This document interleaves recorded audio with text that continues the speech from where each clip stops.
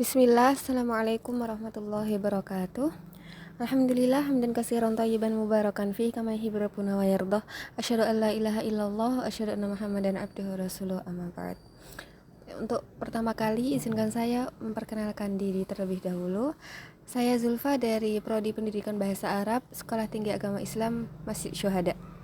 Di sini saya mendapatkan kesempatan untuk presentasi dalam matkul Ulumul Hadis yang dipegang oleh Bapak Abdul Kahfi Amrullah SPDI MPDI dengan materi hubungan hadis dengan Al-Quran. Untuk pendahuluannya, sebagaimana yang kita semua telah mengetahui bahwa agama Islam itu merupakan pedoman hidup bagi pemeluknya untuk menjalankan kehidupan di dunia maupun di akhirat. Islam juga mengajarkan bagaimana caranya berhubungan dengan Tuhan, yaitu Allah, aturan bagaimana caranya berhubungan dengan sesama makhluk, dan bagaimana berhubungan dengan alam sekitar. Dan di sini mungkin ada yang akan bertanya, bagaimana caranya kita merealisasikan semua itu? Caranya bagaimana? Nah, di sini kita diberikan dua pegangan oleh Allah, yaitu Al-Quran dan hadis. Al-Quran dan hadis itu menjadi sumber utama untuk umat Islam di seluruh dunia untuk menjalani kehidupan. Keduanya merupakan wahyu yang Allah karuniakan kepada kita, yang Allah turunkan melalui malaikat Jibril. Wahyu sendiri ada dua macam, yaitu wahyu yang dibaca dan wahyu yang diriwayatkan. Wahyu yang dibaca itu adalah Al-Quran, dan wahyu yang diriwayatkan adalah hadis dari Nabi SAW. Kedua wahyu tersebut tidak akan bisa terpisahkan karena memiliki hubungan yang sangat erat. Tanpa hadis akan banyak ayat-ayat dalam Al-Quran yang tidak akan bisa dipahami maksud dan tata cara pelaksanaannya. Sebagai contoh, di dalam Al-Quran Allah memerintahkan umat Islam untuk mendirikan sholat dan menunaikan haji bagi yang mampu. Namun tata cara pelaksanaannya itu tidak kita jumpai di dalam Al-Quran, bukan? Karena hal itu kita membutuhkan penjelasan lebih lanjut agar dapat lebih optimal dalam menjalankannya. Dan salah satu fungsi hadis itu adalah menjelaskan keumuman yang terdapat di dalam Al-Quran, sehingga dapat memberikan penjabaran terhadap kemujmalan Al-Quran. Oleh karena itu, Al-Quran tidak akan bisa diamalkan secara benar tanpa penjelasan atau keterangan dari hadis Nabi SAW. Dan dari sini dapat kita simpulkan bahwa Al-Quran tidak bisa dan tidak mungkin untuk dipisahkan dari hadis Nabi SAW. Begitupun sebaliknya. Al-Quran dan hadis merupakan dua dasar hukum Islam. Karena itu, untuk memahami hakikat Islam haruslah dipahami hakikat Al-Quran, hadis, dan hal-hal lain yang berkaitan dengan keduanya. Di sini saya akan memberikan beberapa poin-poin penting yang akan saya bahas nantinya. Yang pertama yaitu ada apa pengertian Al-Quran dan hadis.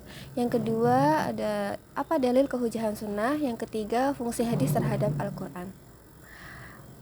Baik, kita mulai dari yang pertama. Poin pertama yaitu apa itu Al-Quran dan hadis. Karena di sini materi yang akan saya sampaikan itu tentang hubungan hadis terhadap Al-Quran, maka sudah sepatutnya bagi saya untuk memberikan dulu apa pengertian dari Al-Quran dan hadis itu sendiri. Yang pertama, ada pengertian dari Al-Quran. Al-Quran ialah kalamullah yang mu'jiz yang diberikan kepada Rasulullah SAW dengan perantara Jibril yang tertulis di dalam mushaf. Mulai dari surat Al-Fatihah sampai dengan surat An-Nas yang disampaikan oleh Rasul secara mutawatir dan membacanya akan bernilai ibadah. Yang kedua ada hadis. Hadis adalah sesuatu yang disandarkan kepada Nabi SAW, baik berupa perkataan, perbuatan, atau persetujuan atau sifat. Oke, sampai sini apa ada pertanyaan untuk pengertian Al-Quran dan hadis? Jika ada pertanyaan nanti bisa disampaikan, jika tidak kita lanjutkan. Untuk poin kedua ada dalil kehujahan sunnah. Maksud dari kehujahan sunnah di sini adalah dalil yang menunjukkan alasan-alasan kuat bagi kita untuk mengikuti sunnah dari Rasulullah SAW. Yang pertama ada keimanan. Sudah jadi salah satu konsekuensi bagi seorang muslim itu untuk menerima segala sesuatu yang datang dari Rasulullah SAW. Allah telah memilih para rasul di antara para hamba untuk menyampaikan syariatnya kepada manusia. Yang kedua ada Al-Quran. Di dalam Al-Quran itu ada banyak sekali ayat-ayat yang menjelaskan kewajiban seorang muslim untuk taat kepada Rasulnya. Di antaranya terdapat pada Quran surat An-Nisa ayat 80. Untuk bunyinya bagaimana, mungkin masing-masing bisa minta tolong untuk dibuka sendiri ya ayatnya. Yang kedua ada dari hadis Nabi SAW. Yang ketiga, terdapat pada hadis Arba'in yang berbunyi, tetaplah kalian pada sunnahku dan sunnah khulafaur rasyidin yang telah mendapatkan petunjuk. Berpegang teguhlah kepadanya dan gigitlah ia dengan gigi gerahammu. Dari hadis di atas itu menunjukkan bahwa Rasul diberi Al-Quran dan Sunnah dan mewajibkan bagi seluruh pengikutnya untuk selalu berpegang teguh kepada kedua hal tersebut, Al-Quran dan Sunnah, serta mengambil apa yang ada pada Sunnah seperti kita mengambil hukum yang ada pada Al-Quran. Yang ketiga, ada fungsi hadis terhadap Al-Quran. Allah itu menurunkan Al-Quran untuk umat manusia agar dapat dipahami. Nah, oleh karena itu Allah juga memerintahkan Rasulullah untuk menjelaskannya. Dalam menetapkan hukum, umat Islam itu akan mengambil hukum-hukum Islam dari Al-Quran yang masih bersifat mujmal atau mutlak. Karena bersifat mujmal tersebutlah banyak hukum dari Al-Quran yang tidak dapat dijalankan bila tidak diperoleh penjelasan yang terkait hal tersebut dari hadis Nabi SAW. Jadi, karena itulah dibutuhkan ketetapan dan penjelasan dari Nabi SAW yang diakui sebagai utusan Allah untuk menyampaikan syariat dan undang-undang bagi kaum muslimin. Yang pertama, fungsi hadis terhadap Al-Quran ada penguatan hukum yang sudah ada di dalam Al-Quran. Jadi, di sini di dalam Al-Quran akan ada suatu hukum yang disebutkan di dalam Al-Quran, kemudian di dalam sunnah, di dalam hadis juga akan dikuatkan kembali apa yang akan ditetapkan Al-Quran tersebut.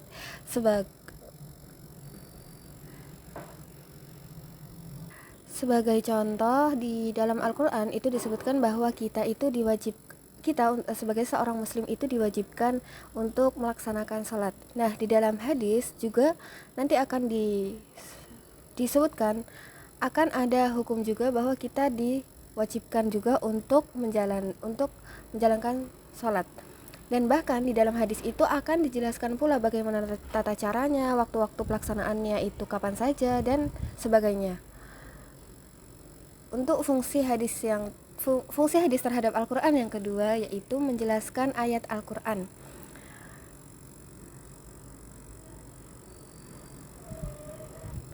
Nah, di dalam fungsi yang kedua ini akan dibagi lagi menjadi 4 bagian.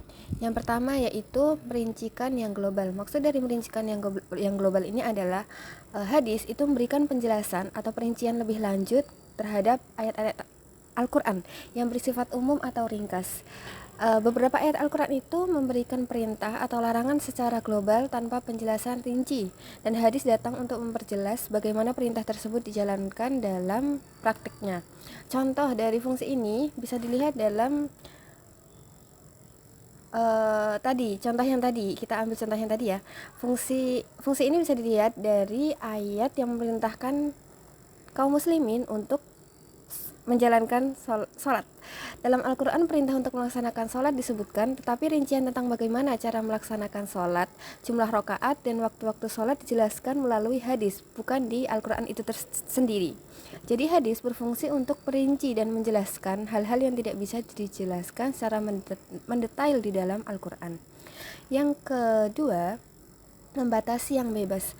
Maksud dari membatasi yang bebas ini sendiri yaitu hadis akan memberikan batasan atau aturan yang lebih spesifik terhadap ayat-ayat Al-Quran yang memberikan kebebasan umum tanpa batasan yang jelas. Al-Quran mungkin menyebutkan hal-hal secara umum, dan hadis kemudian mempersempit atau memberikan syarat-syarat yang lebih jelas di dalam pelaksanaannya. Untuk contohnya, mungkin di dalam Al-Quran itu terdapat ayat yang menyatakan bahwa seseorang dapat membuat wasiat untuk ahli warisnya, tapi di dalam hadis itu membatasi makna yang ada di dalam Al-Quran tersebut, yaitu dengan menyebutkan bahwa wasiat tidak boleh diberikan kepada ahli waris yang sudah mendapatkan bagian tetap dari harta warisan itu sendiri. Nah, dari di atas kita mengetahui bahwa hadis ini membatasi kebebasan yang awalnya diberikan di dalam Al-Quran terkait wasiat agar adil dalam pembagian warisan. Dengan demikian, hadis berperan memberikan aturan atau batasan agar pelaksanaan ajaran Al-Quran sesuai dengan ketentuan yang lebih spesifik. Yang ketiga, ada menghususkan yang umum. Maksud dari menghususkan yang umum di sini adalah bahwa hadis dapat memberikan penjelasan atau rincian lebih lanjut terhadap ayat Al-Quran yang masih bersifat umum. Sebagai contohnya, di dalam Al-Quran mungkin menyatakan perintah yang luas tanpa menjelaskan detailnya. Maka hadis Nabi ini datang untuk memperjelas hadis yang berasal dari Nabi SAW, kemudian bisa menjelaskan bagaimana perintah tersebut seharusnya dilaksanakan dalam praktik, memberikan batasan atau konteks yang lebih spesifik. Dengan kata lain, hadis ini berfungsi sebagai penjelas, pendetail, dan kadang juga sebagai pembatas dari makna yang lebih umum dari Al-Quran, sehingga memudahkan bagi kita untuk memahami dan lebih memudahkan kita untuk pelaksanaan ajaran Islam tersebut. Contohnya, di dalam Al-Quran menyebutkan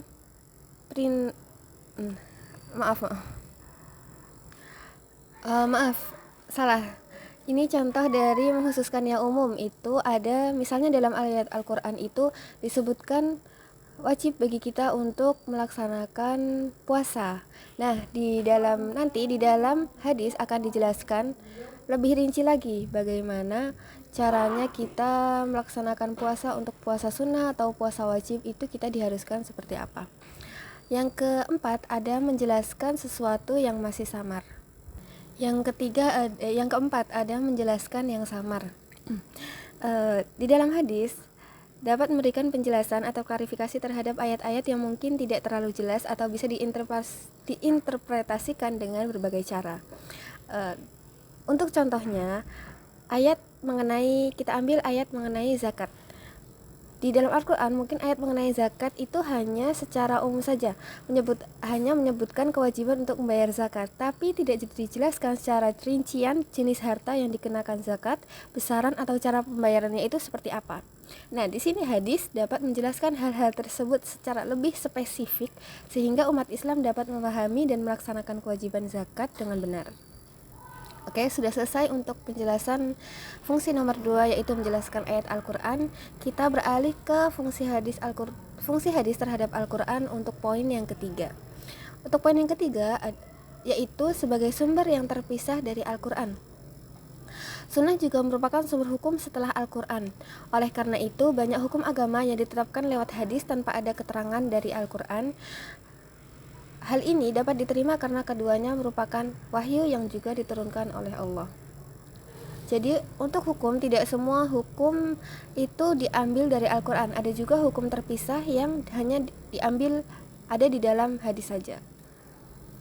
Gitu. Ada tambahan untuk fungsi hadis terhadap Al-Quran.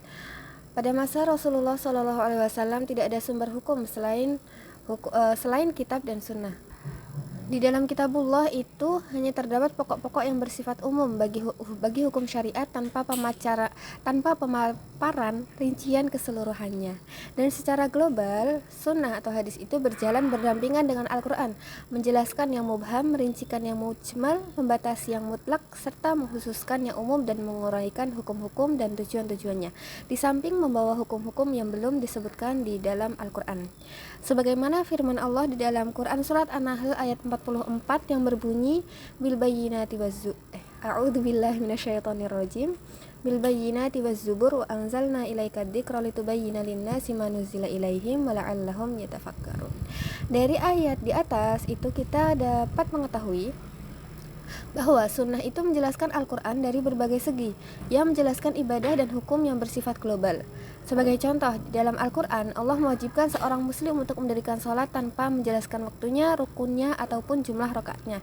Lalu, di sini Rasulullah itu menjelaskan secara langsung melalui praktik beliau, melalui perbuatan beliau, sholat beliau, dan dengan pengajaran beliau kepada kaum muslimin tentang bagaimana melakukan sholat atau tata caranya.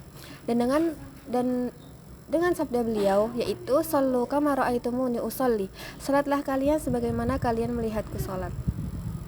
Oke. Untuk penjelasan dari materi saya mungkin cukup sekian.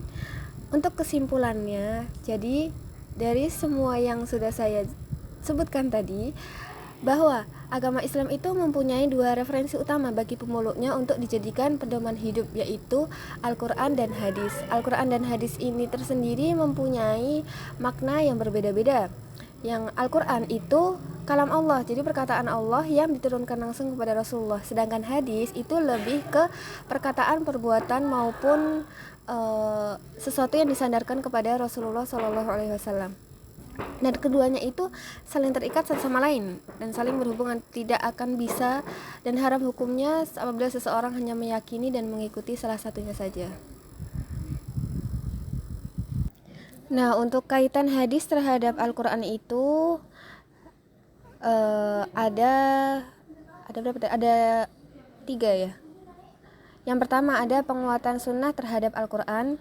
Yang kedua ada menjelaskan ayat Al-Quran, merincikan yang global, membatasi yang bebas. Yang ketiga mengkhususkan yang umum. Yang keempat ada menjelaskan yang samar. Dan untuk kaitan yang ketiga itu ada sebagai sumber yang terpisah dari Al-Quran.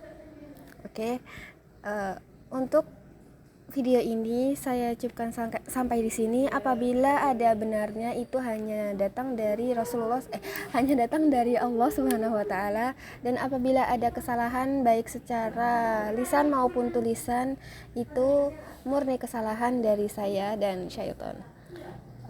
Kurang dan lebihnya saya mohon maaf. Wassalamualaikum warahmatullahi wabarakatuh.